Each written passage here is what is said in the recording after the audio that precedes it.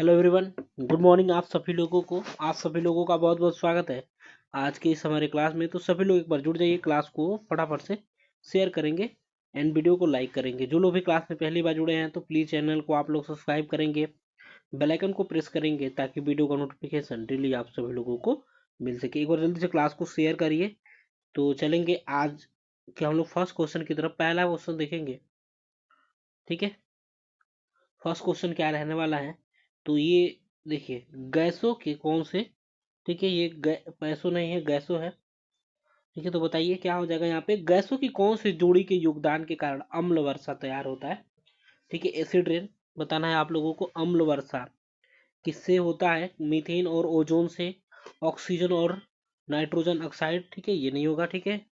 और क्या होगा, मीथेन और सल्फर डाइऑक्साइड या कार्बन डाइऑक्साइड और सल्फर डाइऑक्साइड। तो यहाँ पे क्या हो जाएगा, ठीक है, अम्ल वर्षा। देखिए, जीवित प्राणियों के लिए एक वास्तविक खतरा अम्लीय वर्षा वायु प्रदूषण के परिमाणु, ठीक है, परिणामों में से एक है, ठीक है। ईंधन के जलने से उत्पन्न होने वाले गैस हवा में मौजूद ऑक्सीजन और जल वाष्प के साथ प्रतिक्रिया करके अम्ल वर्षा में बदल जाता है, ठीक है, जो बारिश के रूप में पृथ्वी की सतह पे गिरता है। और किसके कारण होता है, तो ये होता है, ठीक है, सॉरी, ये किसके कारण होता है, तो कार्बन डाइऑक्साइड और सल्फर डाइऑक्साइड। ऑप्शन क्या हो जाएगा, ऑप्शन हो जाएगा डी। चलिए आगे बढ़िए, नेक्स्ट क्वेश्चन को देखेंगे। बताएंगे 8 सप्ताह की गर्भावस्था पर गर्भाशय, ठीक है, डैश किस समान दिख, ठीक है, किस समान दिखता है, आप लोगों को बताना है। छोटी कच्ची नाशपाती, बड़ा संतरा के आकार का, या अंगूर, या क्रिकेट गेंद। तो यहाँ पे सभी लोग बताएंगे सेकंड का क्या हो जाएगा, ठीक है। 8वें सप्ताह में आप लोगों से बताना है क्या हो जाएगा यहाँ पे, तो ये हो जाएगा आप लोगों का ऑप्शन डी, यानी कि क्रिकेट गेंद के आकार का। 8 सप्ताह में पूछा जा रहा है, तो गर्भावस्था के 8वें हफ्ते में क्या होता है, तो गर्भाशय टेनिस बॉल के आकार का दिखता है, ठीक है, टेनिस बॉल के आकार का दिखता है। तो क्या हो जाएगा, ऑप्शन हो जाएगा डी, ठीक है। चलिए, इसमें क्या होता है, इसके दौरान गर्भाशय धीरे धीरे फैलता है ताकि शिशु के तेज विकास के लिए जगह मिल सके। गर्भाशय से बढ़ने से क्या होता है, तो मूत्राशय पे दबाव पड़ता है जिससे बार बार पेशाब आना है, ठीक है, आता है। चलिए, ये सभी चीज रीजन होते हैं इसके। इसके दौरान रक्त की मात्रा भी बढ़ जाती है, ठीक है। चलिए तो आगे बढ़िए, नेक्स्ट क्वेश्चन को देखेंगे। थर्ड नंबर बताइए, बीमारियों का वर्टिकल ट्रांसमिशन होता है, तो किसके द्वारा होता है बीमारियों का वर्टिकल ट्रांसमिशन, ठीक है। तो क्या हो जाएगा, मच्छरों के द्वारा होगा, सीधे संपर्क के द्वारा, प्लेसेंटा के द्वारा, या डॉपलेट के द्वारा। तो क्या हो जाएगा यहाँ पे, देखिए, वर्टिकल ट्रांसमिशन जो है ना, माता पिता से उनकी संतानों में बीमारी का एक सहजीवी का स्थानांतरण होता है, यानी कि माता पिता के द्वारा स्थानांतरित होता है। तो यहाँ पे क्या हो जाएगा, थर्ड का क्या होगा, ऑप्शन सी हो जाएगा, यानी कि क्या होगा, प्लेसेंटा के द्वारा हो जाएगा, ठीक है। क्या हो जाएगा, प्लेसेंटा के द्वारा वर्टिकल ट्रांसमिशन होता है। बीमारियों का वर्टिकल ट्रांसमिशन जो होता है किसके द्वारा होता है, तो ये होता है दोस्तों प्लेसेंटा के द्वारा, ठीक है। चलिए आगे बढ़िए, नेक्स्ट क्वेश्चन को देखेंगे। फोर्थ नंबर बताएंगे, ठीक है, गर्भस्थ शिशु से उत्सर्जित होने वाला मुख्य पदार्थ इसमें से कौन सा है। बिलिरुबिन होता है, ठीक है, या कार्बन डाइऑक्साइड होगा, यूरिक एसिड हो जाएगा, या उत्तक होगा। तो सभी लोग बताएंगे गर्भस्थ शिशु के द्वारा, ठीक है, उत्सर्जित होने वाला मुख्य पदार्थ कौन सा है। तो यहाँ पे क्या हो जाएगा, ऑप्शन हो जाएगा बी। आसान क्वेश्चन है, यानी कि कार्बन डाइऑक्साइड जो है ना, ठीक है, गर्भस्थ शिशु के द्वारा उत्सर्जित होने वाला मुख्य पदार्थ होता है, ठीक है। चलिए आगे बढ़े हम लोग, नेक्स्ट क्वेश्चन को देखें और बताइए, ठीक है, शिशु के पहले मल को क्या कहा जाता है। शिशु के पहले मल को आप लोगों को कमेंट बॉक्स में बताना है। चलिए आगे बढ़िए, नेक्स्ट क्वेश्चन को देखेंगे। बताइए यहाँ पे, शिशु के निष्कासन से पूर्व होने वाली महत्वपूर्ण गतिविधि कौन सी है।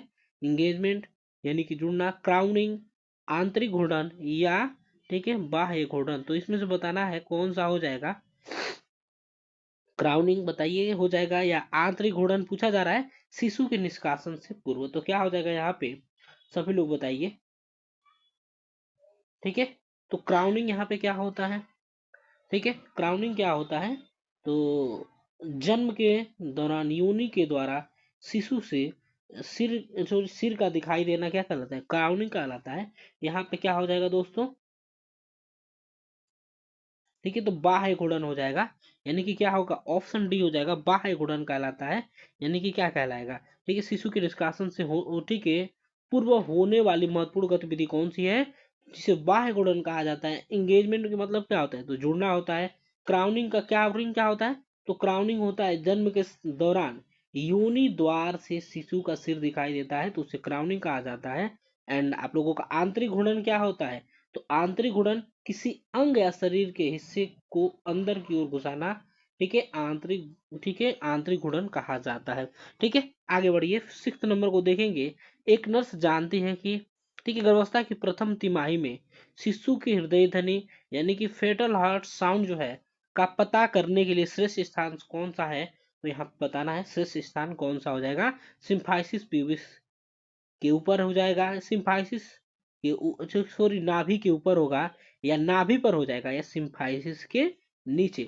तो सिक्त का क्या हो जाएगा, यहाँ पे बताएंगे कौन सा, ठीक है, श्रेष्ठ स्थान होता है क्या, फेटल हार्ट साउंड पता लगाने का। तो यहाँ पे क्या हो जाएगा, ठीक है, क्या हो जाएगा आप लोगों का ऑप्शन हो जाएगा डी। ठीक है, सिम्फाइसिस के नीचे हो जाएगा, यहाँ पे ध्यान रखिएगा क्या हो जाएगा, सबसे शेष स्थान यानी कि प्रथम तिमाही में फर्स्ट ट्रिमेस्टर में शिशु की हृदय ध्वनि यानी कि फेटल हार्ट साउंड का पता लगाने के लिए सबसे शेष स्थान कौन सा है यहाँ पे, तो हो जाएगा क्या, ऑप्शन डी हो जाएगा, सिम्फाइसिस के नीचे हो जाएगा। देखिए यहाँ पे बात हुआ है सिम्फाइसिस प्यूबिस। सिम्फाइसिस प्यूबिस क्या है, तो एक नॉन सिनोवियल, ठीक है, एम्फी आर्थ्रोडियल जोड़ है, जो कि दो प्यूबिस हड्डियों के संगम पर यानी कि दो, ठीक है, दो हड्डी जहां मिलते हैं वहां पे ये होता है। ठीक है, ये चीजें ध्यान रखना है। चलिए, तो नाभि के ऊपर जो है ना, पेट में दर्द कई तरह की समस्याएं का संकेत हो सकता है। ठीक है, यह दर्द, ठीक है, गंभीर भी हो सकता है।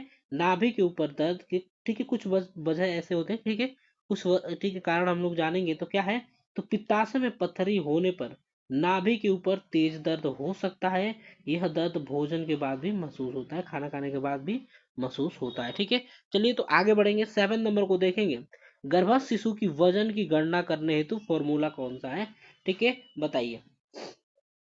सभी लोग यहाँ पे बताएंगे गर्भस्थ शिशु का वजन का गणना करने के लिए कौन कौन सा फॉर्मूला का प्रयोग किया जाता है। जॉनसन का फॉर्मूला है, या शेफर्ड का फॉर्मूला है, हेडलॉक का फॉर्मूला, या उपरोक्त सभी। तो यहाँ पे क्या हो जाएगा दोस्तों, 7 का क्या हो जाएगा, ऑप्शन डी हो जाएगा, यानी कि इन सभी फॉर्मूला का उपयोग किया जाता है, ठीक है, शिशु के वजन का गणना करने के लिए। ठीक है, यानी कि जॉनसन का फॉर्मूला, ठीक है, भी होता है। ठीक है, जॉनसन के फॉर्मूला में क्या करेंगे, तो भ्रूण का वजन का अनुमान लगाने के लिए इस्तेमाल किया जाने वाला एक फॉर्मूला है। ठीक है, इसको ध्यान रखेंगे। ठीक है, शेफर्ड का फॉर्मूला, ठीक है, ये इसका भी वजन के लिए प्रयोग किया जाता है। एंड हेडलॉक का फॉर्मूला क्या है, तो भ्रूण के वजन का अनुमान लगाने के लिए इस्तेमाल किया जाने वाला फॉर्मूला है। ठीक है, यह फॉर्मूला क्या करता है, तो सिर की परिधि को, ठीक है, बाहर रखता है। ठीक है, तो यहाँ पे क्या हो जाएगा आप लोगों का, ऑप्शन डी हो जाएगा, इन तीनों फॉर्मूला का प्रयोग किया जाता है। ठीक है, गर्भ शिशु के वजन का गणना करने के लिए। चलिए आगे बढ़ेंगे, 8 नंबर क्वेश्चन को देखेंगे। किस स्थिति में नाभि नाल प्लेसेंटा के किनारों से जुड़ी रहती है, तो बताना है कि कौन सी स्थिति में, ठीक है, एंड नाभि नाल जो है प्लेसेंटा के किनारों से जुड़ा रहेगा। ठीक है, तो सभी लोग बताएंगे। ठीक है, वेटाडोर प्लेसेंटा, सरकमवेलेंट प्लेसेंटा, प्लेसेंटा, ठीक है, मेम्ब्रेंसिया, या बेलामेंटल प्लेसेंटा। तो यहाँ पे क्या हो जाएगा 8 का राइट आंसर, सभी लोग बताएंगे। ठीक है, यहाँ पे नाभि, गर्भनाल और प्लेसेंटा जो है ना, ठीक है, क्या होते हैं, नाभि और गर्भनाल और प्लेसेंटा गर्भावस्था के दौरान माँ और बच्चे से, ठीक है, जुड़े एक अहम अंग होते हैं। ठीक है, क्या होते हैं, तो गर्भनाल जो क्या करता है, गर्भनाल क्या करेगा, तो गर्भ की पहली तिमाही में बनती है। यह एक लचीली ट्यूब होती है जो कि प्लेसेंटा को, ठीक है, बच्चे के पेट से जोड़ेगी, बच्चे के पेट को जोड़ेगी प्लेसेंटा से। तो यहाँ पे क्या हो जाएगा 8 का राइट आंसर क्या हो जाएगा, सभी लोग बताएंगे। तो वेटाडोल प्लेसेंटा हो जाएगा, क्या हो जाएगा, तो वेटाडोल प्लेसेंटा हो जाएगा, ऑप्शन ए आप लोगों का राइट आंसर हो जाएगा। ठीक है, और जो लोग भी ए ऑप्शन दे रहे हैं बिल्कुल सही आप लोगों का। एक बार सभी लोग जल्दी से क्लास को शेयर कर दीजिए, सभी लोग शेयर करिए, वीडियो को लाइक करेंगे, और जितने भी लोग जुड़े हैं ना क्लास में, सभी लोग लास्ट तक जरूर बने रहेंगे। और जितने भी प्रश्न आपके आगे का छूटा हुआ है, ठीक है, उसको आप लोग, ठीक है, उसको भी आप लोग देखेंगे क्लास खत्म होने के बाद। चलिए, तो यहाँ पे क्या हो जाएगा, वेटाडोल प्लेसेंटा क्या है, एक असामान्य प्लेसेंटा है जिसमें गर्भनाल प्लेसेंटा के किनारों से जुड़ी होती है। क्या होता है, तो क्या होता है, एक असामान्य प्लेसेंटा है जिसमें गर्भनाल प्लेसेंटा के किनारों से जुड़ी रहती है, ध्यान रखना है। ठीक है, चलिए प्लेसेंटा मेम्ब्रेंसिया क्या है, तो जिसे पीएम कहा जाता है, पीएम कहा जाता है, प्लेसेंटा मेम्ब्रेंसिया जिसे पीएम कह सकते हैं। ठीक है, देखिए प्लेसेंटा की एक असामान्यता है, इसे प्लेसेंटा, ठीक है, डिफ्यूसा भी कहा जाता है। क्या कहा जाता है, प्लेसेंटा डिफ्यूसा भी कहा जाता है। यह एक दुर्लभ विकार है, इसे भ्रूण की झिल्लियां कोरियोनिक बिल्ली से ढकी होती है, इसमें ध्यान रखना है। ठीक है, यह प्लेसेंटा के विकास में असामान्यता है, ध्यान रखिए कौन सा, तो प्लेसेंटा मेम्ब्रेंसिया। ठीक है, चलिए आगे बढ़ेंगे, आगे बढ़िए नेक्स्ट क्वेश्चन को देखेंगे। 9th नंबर बताएंगे, भ्रूणीय परिसंचरण में निम्नलिखित में से किस वाहिका में ऑक्सीजन सांद्रता उच्चतम होती है, यानी कि ज्यादा होगी। भ्रूणीय परिसंचरण में निम्नलिखित में से किस वाहिका में ऑक्सीजन की सांद्रता उच्चतम होगी, नाभि सिरा हो जाएगा, या फुफ्फुस धमनी होगा, डक्टस विनोसस हो जाएगा, या डक्टस आर्टेरियोसस हो जाएगा। तो यहाँ पे सभी लोग जल्दी से बताएंगे क्या हो जाएगा, सभी लोग बताएंगे 9th का बता दीजिए। ठीक है, 9th का सभी लोग बताएंगे, यानी कि भ्रूणी परिसंचरण में निम्नलिखित में से किस वाहिका में ऑक्सीजन सांद्रता उच्चतम होगी, नाभि शिरा में, फुफ्फुस धमनी में, डक्टस विनोसस में, या डक्टस आर्टेरियोसस में। तो यहाँ पे क्या हो जाएगा, ऑप्शन क्या हो जाएगा आप लोगों का, हो जाएगा नाभि शिरा। ठीक है, क्या हो जाएगा, नाभि शिरा जो है ना, भ्रूणीय परिसंचरण में, ठीक है, ऑक्सीजन सांद्रता उच्चतम होती है। देखिए गर्भनाल के अंदर मौजूद हो एक रक्त वाहिका होती है, नाभि शिरा क्या होती है, तो गर्भनाल के अंदर मौजूद एक रक्त वाहिका होगी। यह शिरा प्लेसेंटा से ऑक्सीजन युक्त रक्त को भ्रूण तक ले जाने का कार्य करेगा। जन्म के बाद नाभि शिरा क्या हो जाता है, तो नष्ट हो जाता है और उसकी जगह पे एक रेशेदार कार्ड बन जाता है। ठीक है, तो ध्यान रखना यहाँ पे। चलिए फुफ्फुस धमनी क्या होगा, तो हृदय, ठीक है, यहाँ पे देखेंगे हम लोग फुफ्फुस धमनी के बारे में। इसका राइट आंसर क्या हो जाएगा, ऑप्शन ए हो जाएगा, नाभि शिरा हो जाएगा। ठीक है, देखिए हृदय से निकलने वाली एक रक्त वाहिका है जो कि ऑक्सीजन रहित रक्त को फेफड़ों तक ले जाती है। ठीक है, कौन, फुफ्फुस धमनी। डक्टस विनोसस यानी कि डीवी, ठीक है, डीवी से कर सकते हैं, तो क्या है, एक संट है जो कि भ्रूण के परिसंचरण में ऑक्सीजन युक्त रक्त को ले जाएगा। क्या करेगा, तो भ्रूण के परिसंचरण में ऑक्सीजन युक्त रक्त को लेके जाएगा। यह गर्भनाल शिरा से रक्त को दाहिने अलिंद तक पहुंचाने का कार्य करेगा। ठीक है, डक्टस विनोसस, ठीक है, भ्रूण के यकृत में स्थित एक सक्रिय तुहरी के आकार की वाहिका होती है, ध्यान रखिएगा। चलिए आगे बढ़ेंगे, यहाँ पे डक्टस आर्टेरियोसस देखेंगे। ठीक है, चलिए आगे बढ़िए, हम लोग नेक्स्ट क्वेश्चन को देखेंगे। क्या हो जाएगा, 10th नंबर बताएंगे, मनोविदलता यानी कि सिजोफ्रेनिया किस प्रकार का मनोवैज्ञानिक रोग है। ठीक है, बताइए किस प्रकार का मनोवैज्ञानिक रोग है सिजोफ्रेनिया, यहाँ पे सभी लोग बताएंगे, आंसर करिए क्या हो जाएगा।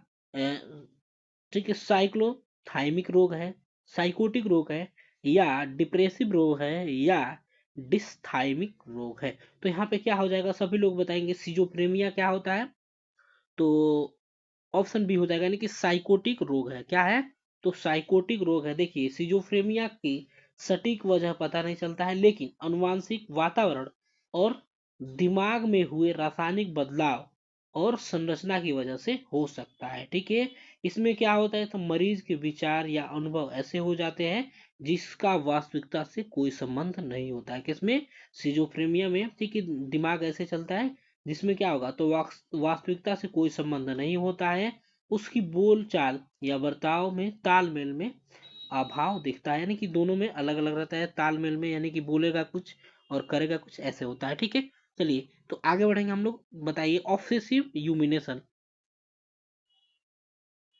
में प्रभावी एक मनोपचार। एक बार सभी लोग जल्दी से क्लास को शेयर करिए, सभी लोग जल्दी से क्लास को शेयर करिए।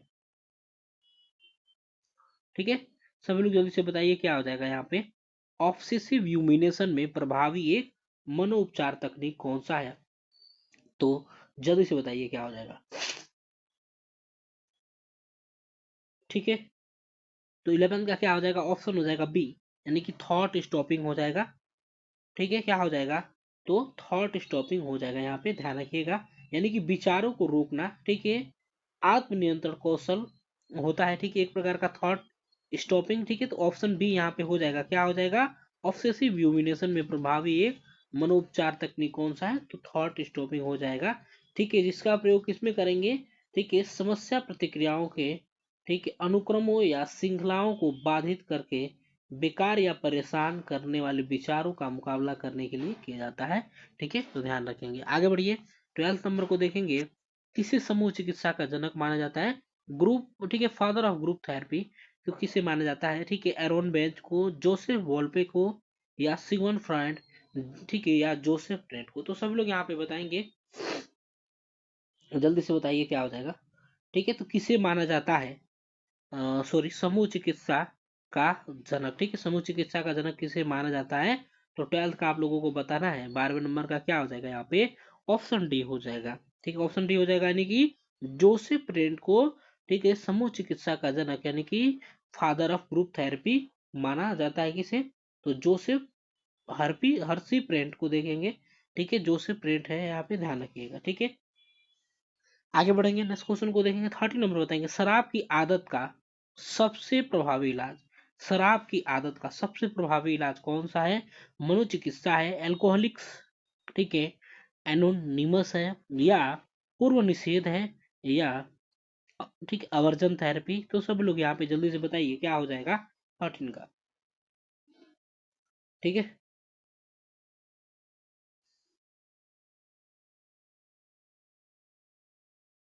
ठीक है, 13 का क्या हो जाएगा यहाँ पे बताएंगे, शराब की आदत का सबसे प्रभावी इलाज कौन सा है, आप लोगों को बताना है, जल्दी से बताइए। ठीक है, तो 13 का क्या हो जाएगा, ऑप्शन सी हो जाएगा, यानी कि पूर्ण निषेध हो जाएगा। ठीक है, पूर्ण निषेध हो जाएगा, यानी कि विथड्रॉल, ठीक है, विथड्रॉल जिसे कहेंगे। ठीक है, तो ऑप्शन क्या हो जाएगा यहाँ पे, सी हो जाएगा, यानी कि शराब की आदत का सबसे प्रभावी इलाज कौन सा है, तो पूर्ण निषेध, ऑप्शन हो जाएगा सी। आगे बढ़िए, नेक्स्ट क्वेश्चन को देखेंगे। कम से कम, ठीक है, शारीरिक व मानसिक तनाव के बाद अत्यधिक थकान, यहाँ पे बताना है। ऑप्शन डी आप लोगों का क्या है, यहाँ पे देखिए नीचे दिख रहा है। ठीक है, एनोरेक्सिया नर्वोसा है, बुलिमिया नर्वोसा है, या न्यूसर्थेनिया है, या इसमें से क्या है, तो डिसोसिएटिव डिसऑर्डर। तो यहाँ पे बताइए सभी लोग जल्दी से क्या हो जाएगा, न्यूसर्थेनिया क्या होता है, तो यहाँ पे ऑप्शन सी आप लोगों का बिल्कुल राइट आंसर हो जाएगा, सी हो जाएगा, यानी कि न्यूसर्थेनिया एक शारीरिक व मानसिक थकान की अवस्था है जिसमें व्यक्ति निरंतर थकान और शक्ति के ह्रास का अनुभव करता है, शक्ति के ह्रास का अनुभव करेगा इसमें। ठीक है, चलिए, ठीक है, एनोरेक्सिया नर्वोसा क्या होता है, तो ये भोजन संबंधी होता है, यानी कि वजन बढ़ने के डर से व्यक्ति कम खाने लगता है और उसके दिमाग में अपने शरीर की छवि बनने लगती है। ठीक है, इसमें क्या होता है, आसानी से जान सकते हैं इसे, यानी बुलिमिया एनोर सॉरी, यहाँ पे एनोरेक्सिया नर्वोसा यानी कि खाने से संबंधित है, यानी कि मोटा होने के डर से व्यक्ति इसमें कम खाने लगता है। ठीक है, चलिए आगे बढ़ेंगे, नेक्स्ट क्वेश्चन को देखेंगे। 50 नंबर लास्ट क्वेश्चन बताएंगे। ठीक है, आप एक मानसिक रूप से विकार व्यक्ति को कैसे पहचान सकते हैं, ठीक है, तो बताइए, मानसिक रूप से कोई, ठीक है, ग्रसित है, मानसिक रूप बीमारी से ग्रसित है कोई व्यक्ति, उसे कैसे पहचानेंगे, वह उपद्रवी और हिंसक होगा, चिंता व तनाव होगा, ठीक है, अपमानजनक और हिंसक हिंसक व्यवहार होगा, या अन्य विकल्पों में से सभी। तो यहाँ पे क्या हो जाएगा, ठीक है, देखिए डिसोसिएटिव डिसऑर्डर क्या ठीक है, आइडेंटिटी डिसऑर्डर क्या होता है, तो एक प्रकार का मानसिक स्थिति होता है। ठीक है, मानसिक स्थिति होता है डिसोसिएटिव डिसऑर्डर जो है आप लोगों का ये।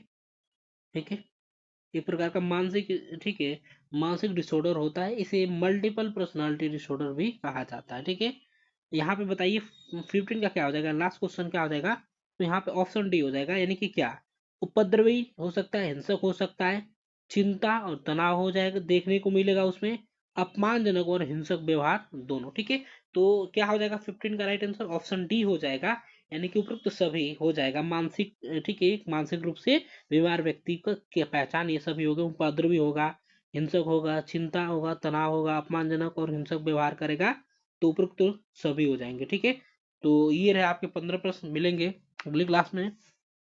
ठीक है, जो लोग भी वीडियो को लाइक नहीं किए वीडियो को लाइक करेंगे, चैनल को सब्सक्राइब नहीं किए तो चैनल को सब्सक्राइब करेंगे, पर क्लास को सभी लोग जल्दी से शेयर कर दीजिए दोस्तों को। ठीक है, चलिए मिलेंगे अगली क्लास में, तब तक के लिए bye bye, take care, thank you so much for watching, have a great day.